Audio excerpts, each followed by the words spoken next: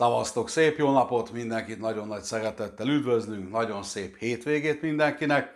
Hoztunk egy csodálatos répatortát, ahogy szoktátok, forgószék, sámli, STB, érezzétek jól magatokat, úgy, mint a répatortáról tudni illik, lehet, hogy nem sokan tudják, hogy sokan nem is kóstolják ezért meg, mert ugye azt vallják, hogy a répatorta répaízű. Nem, ezt most eloszlatom nektek. Egy csodálatos tortát készítünk répának a hozzáadásával, de higgyétek el, amikor megkóstoljátok, eszetekbe nem jut, hogy abban répa van. Egy nagyon-nagyon finom sütit készítünk.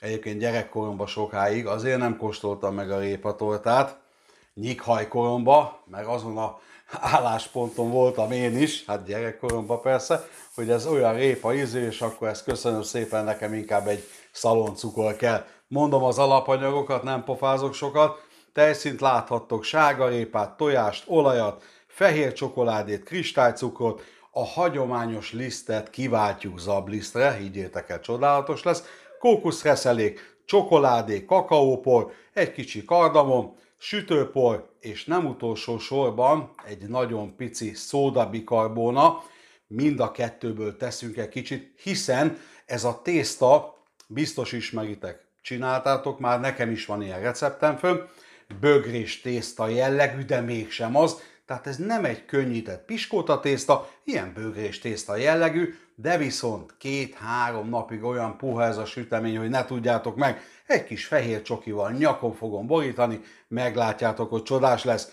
Na, elkezdem megpucolni a répát nagyon gyorsan, ezen a kis reszelő letolom, lehetőleg finom lukon, én azon szoktam letolni, és lényegében utána pikpak, ahogy szoktam volt mondani, csicsa, dildur, össze is rakjuk ezt a kis tésztát. Lassan meg is vagyok a répának a lereszelésével, itt az utolsó kis palatkát, majd a forgatás szünetébe megeszem. Na, ennyi az egész, szépen letisztogatjuk, és nézzétek meg, ezzel az apró lukú reszelővel dolgoztam szándékosan. Egyébként volt olyan alkalom, amikor egy kicsivel durvább reszelővel toltam le, abba sincsen semmi hiba, tökéletes. Ezt egy nagyon picit félreteszem, hozom a keverőtálat, és mint látjátok, ha kedves Szilvike megmutatja, a 4 darab tojás, a kristálycukor, és amit előbb nem mutattam, nem hoztam ide, épp egy kis dundi szokiféle csipet só benne van, így fogom elindítani, és így a sárgáját, a fehérjét együtt, kőkeményén, jó kis sűrű habbá fogjuk verni, meglátjátok, mondjuk ehhez szükséges egy jó gép, egy erőteljes gép, hogy ezt meg tudjátok csinálni. Jöhet bele a zabliszt, itt az a lényeg, hogy az összes száraz alapanyag össze lesz most keverve. Jöhet a kókuszreszelék, jöhet a sütőpor, jöhet a szódabikarbóna, jöhet a kardamom, és jöhet a kakaópor. Pár mozdulattal egyszerűen össze fogom keverni, és menet közben el is indítjuk a gépet.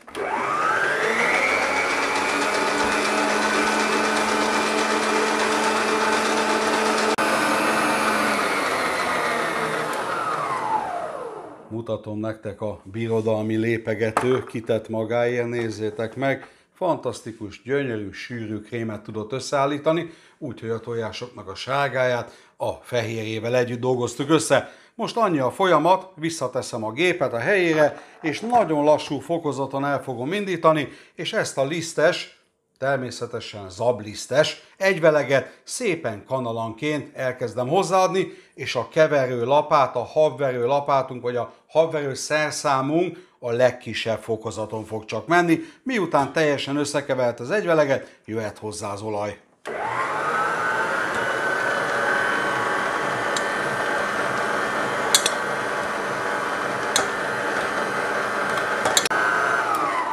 Csak a hangom miatt leállítom, teljesen megtörtént az összekeverés, ez fél perc volt, jöhet hozzá folyamatosan az olaj.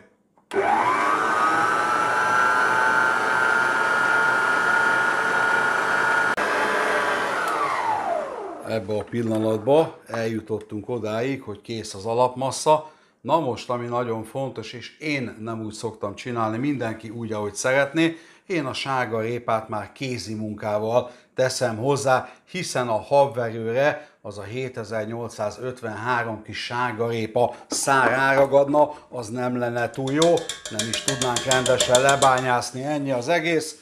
Ezt félretesszük, kiveszem az edényt belőle, és most hozzá fogom tenni a sárgarépát, a csokoládét, és egy 10-15 mozdulattal el fogom keverni, és mint látjátok, én már kivajaztam, kimorzsáztam azt a kicsi formát, abba fogom megsütni. Tökéletes, ez tényleg pár mozdulattal megvan, és lényegében a sütő is be van gyújtva 175 fokra, nagyon szépen lassan alsó-felső sütéssel meg fogom sütni. Nézzétek meg, csodálatos. Pontosabban még nem annyira csodálatos, majd amikor megsül, meglátjátok, milyen jól fog kinézni, és tényleg ízre abszolút, de nem lehet észrevenni, hogy mit fogtok enni. Pontosabban, hogy répatortáról van szó. Belekotrom, hozom a habkártyát és eligazítom. Egy nagyon picit megsimogattam habkártyával, tudjátok, mint minden piskótánál, kis tortánál, vagy akár ilyen fajta típusú, akár bögrés tésztát is mondhatnék, el kell simítgatni, és tényleg egyenlő részbe történjen ez meg. Kicsit nagy a habkártya a formához képest, na de hát boldogulok vele valahogy. Tökéletes, meg is vagyunk, be van gyújtva a sütő, mint említettem, tolom be, 175 fokon megsütjük, amikor ez megtörtént, mutatjuk nektek.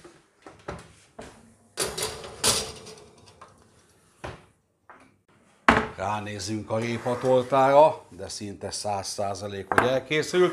Annyit fogok tenni, mint minden esetben, és aki még biztos is benne, meg kell tenni, hústű, húsvilla, hurkapálcika, meg kell szúrni, lehetőleg itt a legmagasabb pontjánál a legmagasabb a tészta, hogy milyen állapotú, nézzétek meg, gyönyörű szép, nincsen rajta nyers felület. Hagyjuk körülbelül egy 5 percig így pihenni, utána hozok ide egy akár zsírpapírt, sütőpapírt, és a fejére fogom borítani. Ugye nekünk a másik oldala kell, ami a szebbik oldal, és azt fogom megborítani csokoládéval. És akkor kezdjük csak melegíteni a csokoládét, nem sokára találkozunk.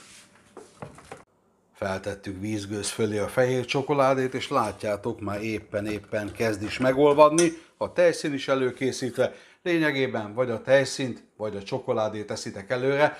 Ebbe a helyzetben, mivel fehér csokoládéval dolgozunk, teljesen másképp viselkedik, mint a kakaótartalmú csokoládé, ugye főleg egy magasabb kakaótartalmú, így először a csokit olvasztom föl, megnézem milyen az állaga, és utána jön csak hozzá a tejszín, amit nektek pontosan ki fogok írni. Na lépjünk is odébb egy pillanatra, megküldte a nagyon szép répatorta, le is emelem róla a formát. Ez kb. Egy negyed órát pihent, így nézzétek meg, csodálatos, átemelem a gitterre, és lényegében, míg fölolvad a csokoládé, hozzátesszük a tejszínt, addig itt pihen, jöhet a nyakonöntés, azt természetesen mutatom nektek, és majd kiírom pontosan itt a tejszínnek a mennyiségét, hogy mennyi került hozzá. Körülbelül egy fél perccel levettem a vízgőzről a fehér csokoládét, hozzá került a tejszín, nézzétek meg, egy nagyon kellemes, sűrű állaga van, de mégis annyira legyen laza, hogy rá tudjuk folyatni a tortára. Ennyi az egész, jöhet is a nyakonöntés, úgyhogy a kamerát semmiféleképpen nem szeretném, és egyszerűen elkezdem, nézzétek meg, lecsorgatni, jusson is, maradjon is, ahogy szoktam volt mondani, nagyon szépen be fogja fedni a tortát. És ugye nagyon fontos az is, hogy hát ha akarjátok, nyilvánvaló, még több csokoládét is rá lehet tenni, vagy akár vegyítve is lehet másik csokoládéval. Na, egy nagyon picit fordítok, bocsássatok meg, csak hogy én is lássam, mi történik. És még ide egy nagyon-nagyon picit hozunk, hagy folyjon az oldalán, vagy éppen, hogyha valaki nem ennyi csokoládét olvaszt föl, akkor sincsen semmi gond, akkor az oldalán ilyen kis rusztikus lesz, tehát nem fogja fedni mindenhol, abba sincsen semmi hiba. Tökéletes, el is használtuk a csokoládét, egy nagyon picit megmozgatom, lényegében hagyjuk, hogy kihűljön, és mint mondtam nektek, megy a hűtőbe, mutatjuk a végeredményt. Nagy szeretettel megmutatjuk nektek a végeredményt, másfél-két órát pihent a hűtőbe. Összesen annyit tettem még, egy nagyon pici étcsokoládéból forgácsot húztam, tudjátok, tábla, csoki, krumplipucoló, megvan a forgács, ennyi az egész, és kivágtam egy szép kis szeletet, Hát én úgy gondolom, és aki esetleg ismeri a répatortát, az tudja mennyire finom, aki esetleg eddig nem kóstolta, az mindenképpen tegye meg, készítse el, és higgyétek el, nem veszitek észre, hogy van benne répa. Mondjuk aki ismeri már az ízeket, az tudja, de nem lesz répa ízű, ezt mindenféleképpen kihangsúlyozom. Én azt mondom, ez is egy nagyon patent, jön a húsvét, oda lehet tenni, mint nemrég megcsináltuk a záhertortát is, sok-sok süteményt találtok, majdnem csak süteményből már 90 videó van fönn, tehát bőségesen lehet válogatni a zserbótól kezdve a somlóig, meg tudtok mindent csinálni, el tudtok mindent készíteni. Ez a fehér csokoládé se kötelező mutatvány, akár sima hagyományos csokoládéval is le lehet önteni, akár csinálni egy vajkrémet hozzá, teljes mértékben rátok van bízva. Mi szeretjük fehér csokival, egy kis étcsokival a tetején, ugye magába a tésztába is van csokoládé, tehát maga a kánaán. Fogadjátok nagyon nagy szeretettel, fogyasszátok el majd nagyon jó egészséggel, mindent pontosan, precízen ki fogok írni a videó aljára, mi meddig sült, miből mennyi van benne, tehát komplettó ott lesz. Aki a feliratot, mert sokan mondjátok, hogy a felirat ott van, és ki lehet kapcsolni táblagép vagy telefon, rányomtok a képernyőre, CC, kis gombra rányomtok, eltűnik a felirat, vagy éppenséggel a számítógépen nézitek, akkor van a fogaskerék a videó alatt, ott bal oldalt van egy ikon, kezi csókolom, meg kell nyomni, nincsen soha többé felirat. Fogadjátok nagy-nagy szeretettel, fogyasszátok el nagy egészséggel, szívből ajánlom ezt a finom tortát nektek is. Szavaztok, jó egészséget!